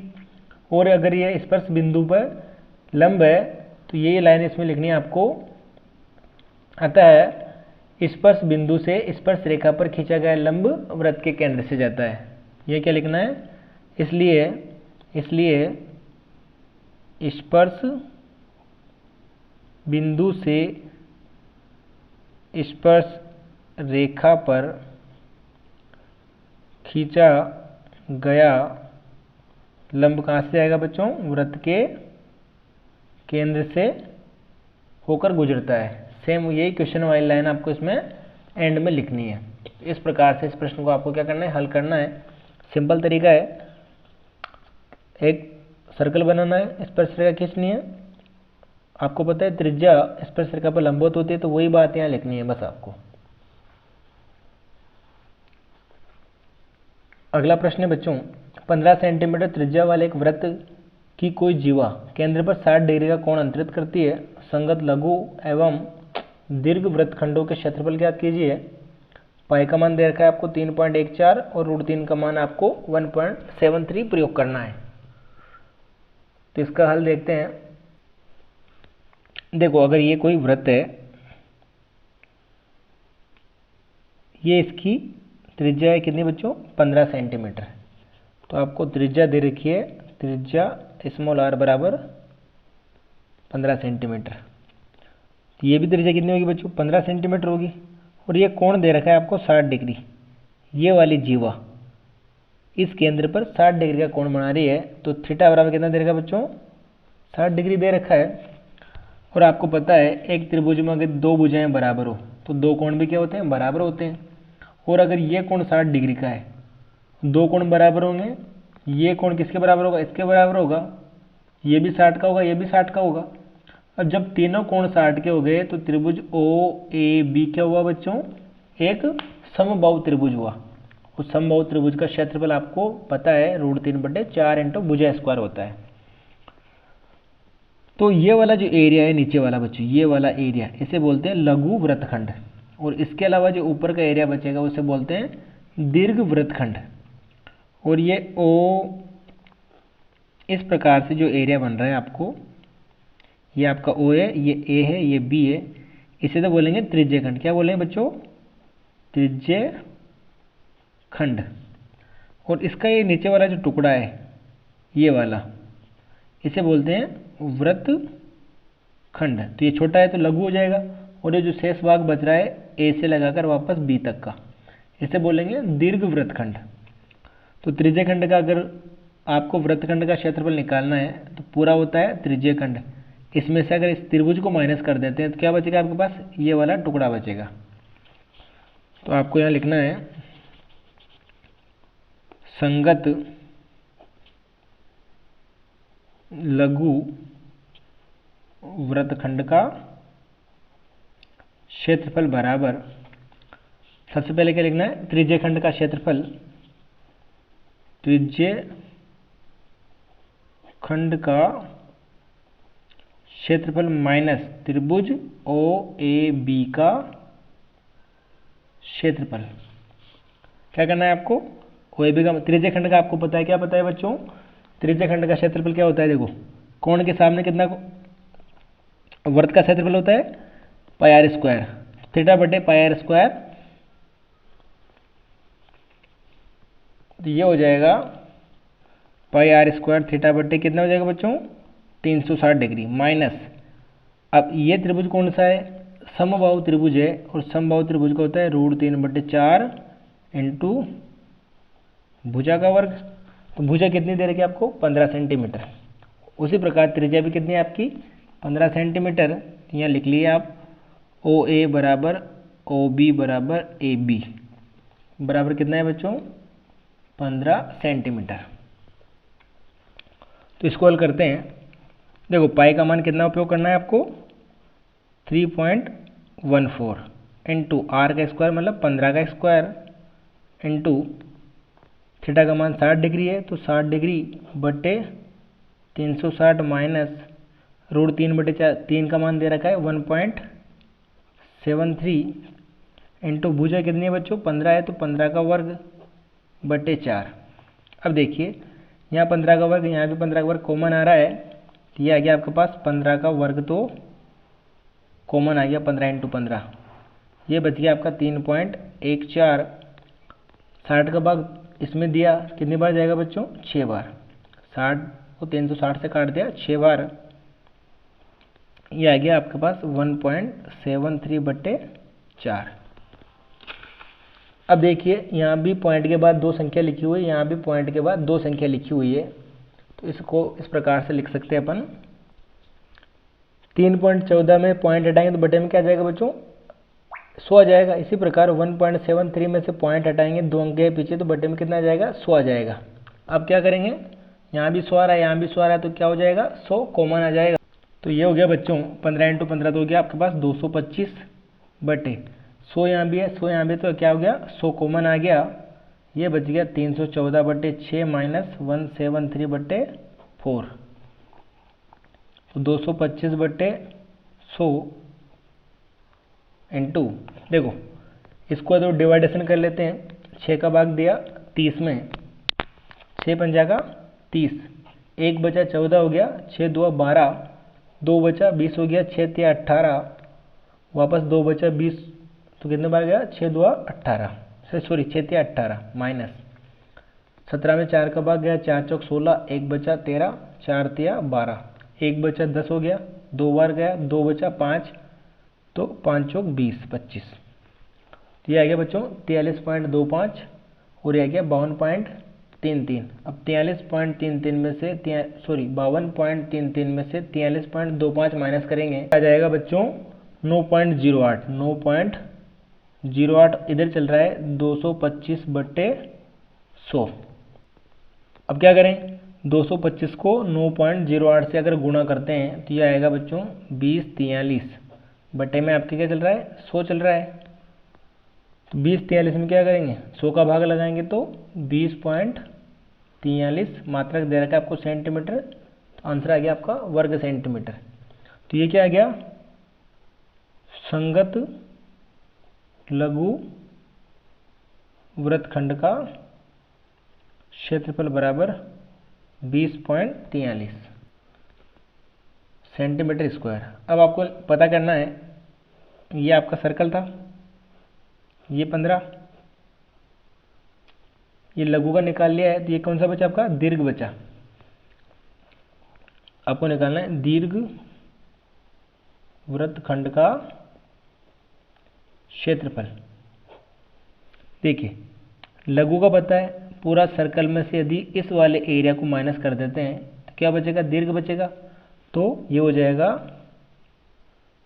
वृत्त का क्षेत्रफल माइनस संगत लघु वृत्तखंड का क्षेत्रफल।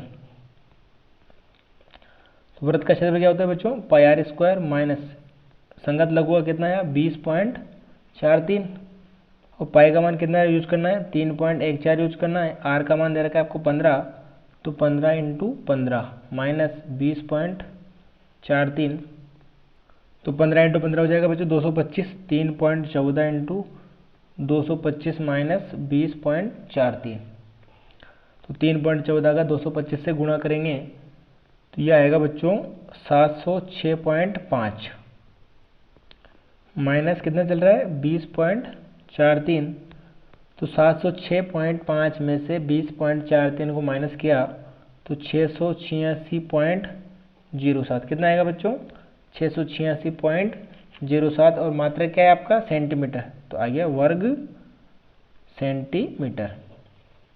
इस प्रकार से दिए गए प्रश्न में ये आपका प्रश्न दे रखा था, इसमें आपको एक तो लघु वृत्तखंड और एक दीर्घ वृत्तखंड पूछा है। तो लघु वृत्तखंड का इस प्रकार से सूत्र क्या होता है, त्रिज्यीय खंड का क्षेत्रफल माइनस त्रिभुज का क्षेत्रफल। ये लघु वृत्तखंड का निकाल लिया आपने 20.43। दीर्घ के लिए करेंगे, वृत्त में से संगत लघु को माइनस कर देंगे तो आपके पास क्या आ जाएगा, दीर्घ वृत्तखंड का क्षेत्रफल। अगला प्रश्न दे रखा है, बहुत ही महत्वपूर्ण प्रश्न है। एक ठोस एक अर्धगोले पर खड़े एक शंकु के आकार का है, जिसकी त्रिज्या 1 सेंटीमीटर है। शंकु की ऊंचाई उसकी त्रिज्या के बराबर है। ठोस का आयतन पाई के पदों में ज्ञात कीजिए।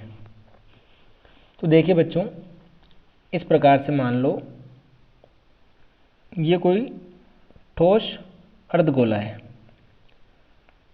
और इस पर एक शंकु खड़ा है। इस प्रकार से ये क्या है, बिल्कुल सॉलिड है और इनकी त्रिज्याएं समान है। तो तो यदि शंकु की त्रिज्या r है तो गोले की त्रिज्या भी क्या हुई बच्चों, r हुई। तो त्रिज्या दोनों की समान हो जाएगी, त्रिज्या कैपिटल R या स्मॉल r जो भी मानो सेम है।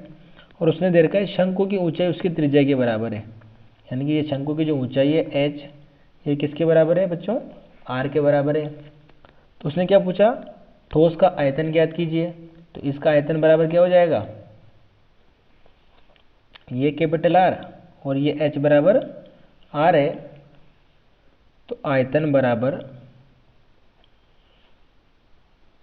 शंकु का आयतन प्लस अर्धगोले का आयतन, अर्धगोले का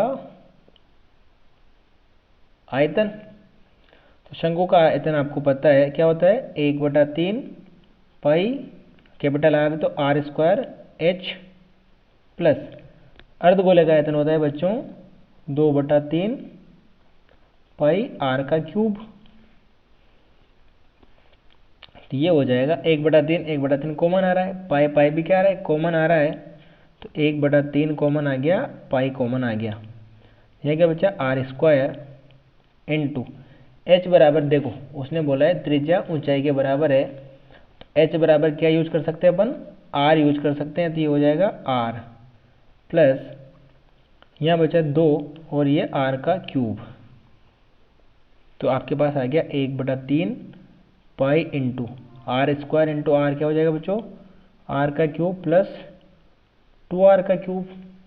तो यह आ जाएगा 1/3 पाई इंटू, देखो r cube plus 2r cube, total कितना हो गया 3r क्यूब। ठीक है, 3 से 3 कैंसिल हो गया। तो ये क्या बच गया बच्चों, पाई r क्यूब। और प्रश्न में दे रखा है कि r बराबर क्या है बच्चों, 1 सेंटीमीटर है। ये आपको पहले ही त्रिज्याएं कितनी है बच्चों, 1 सेंटीमीटर है। प्रश्न में आपको दे रखा है तो r का मान कितना है, 1 है। तो पाई इंटू 1 का क्यूब, और 1 का क्यूब कितना होता है, 1 होता है। तो आपका आंसर आ गया बच्चों पाई। आयतन ज्ञात करना है, मात्रक है सेंटीमीटर, तो ये हो गया सेंटीमीटर क्यूब। यहाँ पर हिंदी में क्या लिखते हैं, घन सेमी। पाई के पदों में ज्ञात करना था, तो आपका आंसर आ गया पाई सेंटीमीटर क्यूब या पाई घन सेमी। इस प्रकार से जो है शंकु का आयतन, अर्धगोले का आयतन 1/3 पाई r स्क्वायर h, 2/3 पाई r क्यूब, इस फॉर्मूले के आधार पर आपको हल करना है। अगला क्वेश्चन है 14 नंबर, निम्न बंटन का बहुलक ज्ञात कीजिए। तो वर्ग अंतराल आपको दे रखा है 0 से 20, 20 से 40, 40 से 60, 60 से 80, 80 से 100 और 100 से 120, मतलब 120। बारंबारता आपको दे रखी है 10, 35, 52, 61, 38, 20। तो जब भी आपको बहुलक ज्ञात करना होता है बच्चों, तो सबसे पहले क्या चेक करना होता है, अधिकतम बारंबारता वाला वर्ग कौन सा है। तो अधिकतम बारंबारता क्या है आपकी, 61 है। इसके संगत वर्ग कौन सा है, 60 से 80 है। तो आपको क्या लिखना है, अधिकतम बारंबारता, अधिकतम बारंबारता क्या है बच्चों, 61 है। और संगत वर्ग क्या है, संगत वर्ग जो अंतराल है वो है आपका 60 से 80। तो ये क्या हो जाएगा, संगत बारंबारता वाला क्या बोलते हैं, F1 बोलते हैं। इसके पूर्व वाला क्या है, F0, ये कितना है बच्चों, 52 है। और इसके बाद वाला क्या कहलाता है, F2 कहलाता है, ये कितना है, 38 है। वर्ग अंतराल आपको कितना गैप आ रहा है, 60 से 80 मतलब 20 का आ रहा है। तो h बराबर कितना दे रखा है, 20 दे रखा है, यानी कि अंतर। तो इसमें सूत्र लगाते हैं। और एक निम्न सीमा, इसकी निम्न सीमा क्या है, 61 के सामने 60 है। तो एक L बराबर होता है, L का मान कितना आ जाएगा बच्चों, 60 आ जाएगा। तो अधिकतम बारंबारता जो होती है वो F1 होता है। इसके पूर्व वाला F0 मानते हैं, इसके बाद वाला F2 मानते हैं। संगत वर्ग अंतराल 60 से 80 है, तो इसकी निम्न सीमा 60 और h का मान, इनका अंतर कितना, 20। तो सूत्र लगाते हैं और हल करते हैं। तो आपको पता है बच्चों, बहुलक बराबर आपने क्या पढ़ रखा है, L plus bracket F1 minus F0 बटे 2F1 minus F0 minus F2 into H होता है। तो L का मान निम्न सीमा आपको दे रखी है बच्चों 60 प्लस F1 का मान आपको दे रखा है 61 माइनस F0 आपको दे रखा है 52 बटे 2F1, तो 2 इंटू 61 माइनस F0 जो आपका दे रखा है 52 और F2 दे रखा है 38, तो ये हो जाएगा माइनस का 52 माइनस का 38 इंटू H का मतलब आपका वर्ग अंतराल है 20 का। तो इसको हल करते हैं तो ये 60 आ गया प्लस 61 में से 52 जाएगा बच्चों तो कितना बचेगा 9 बचेगा। इसको हल करेंगे 2 इंटू 61 करेंगे तो कितना जाएगा 122 माइनस ये माइनस का 52 और माइनस का 38 मिलकर कितना हो जाएगा बच्चों माइनस का 90 इंटू चल रहा है आपका 20। तो इसको और आगे लिखते हैं 60 प्लस 9 बटे 122 में से 90 गया तो बच्चों कितना बचेगा 32 बचता है और गुणा है आपका 20।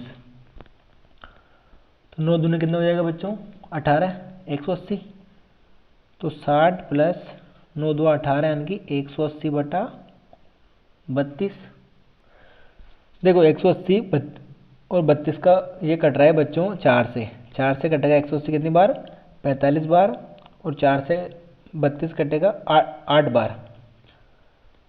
ये कितना आएगा 45 बटे 8 और 45 में अगर 8 का भाग लगाएंगे तो 8 पंजो 40 5 बचेगा 50 हो जाएगा।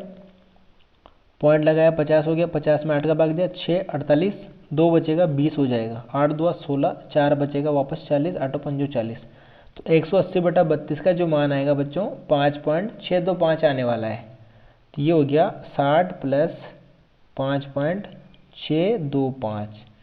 इसको 60 में अगर जोड़ेंगे तो ये आ जाएगा 65.625।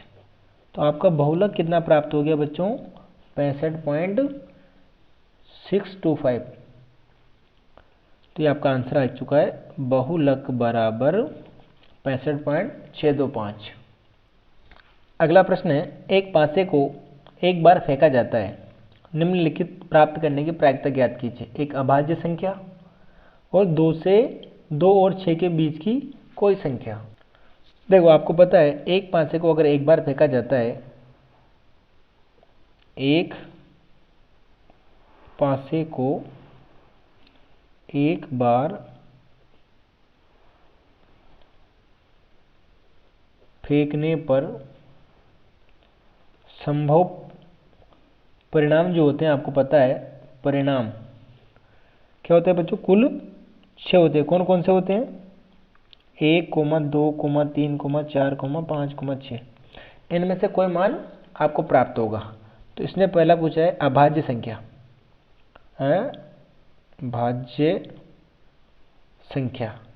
तो आपको पता है अभाज्य संख्या कौन कौन सी हो सकती है या तो 2 होगा या 3 होगा या फिर 5 होगा। तो कुल स्थिति कितनी बन रही इसमें 3 बन रही। तो प्रायिकता क्या हो जाएगी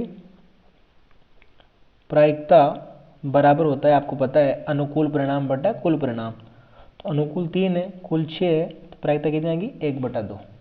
इसी प्रकार से दूसरे प्रश्न में उसने पूछा है 2 और 6 के बीच स्थित कोई संख्या। तो 2 और 6 के बीच क्या हो सकता है या 3 होगा 4 होगा 5 होगा। तो ये कुल कितनी घटनाएं हो रही है 3 घटनाएं हो रही है। तो इसका मतलब प्रायिकता क्या हो जाएगी आपकी प्रायिकता बराबर अनुकूल बटा कुल। तो अनुकूल परिणाम आपके पास है 3 और कुल परिणाम आपके पास है 6। 3/6 बराबर 1/2। तो इस प्रकार से अपन ने मॉडल पेपर जो आपका है ये संजीव डैश वर्ग का इसके क्वेश्चन नंबर 1 से लगाकर सेक्शन ए और सेक्शन बी अपन ने पूर्णतः हल कर लिया है। सेक्शन बी 15 क्वेश्चन तक हल कर लिया अपन ने। कल से नए वीडियो में जो है सेक्शन सी और सेक्शन डी का हल करेंगे। मिलते हैं नेक्स्ट वीडियो में। वीडियो पसंद आया तो लाइक करें चैनल को सब्सक्राइब करें। धन्यवाद।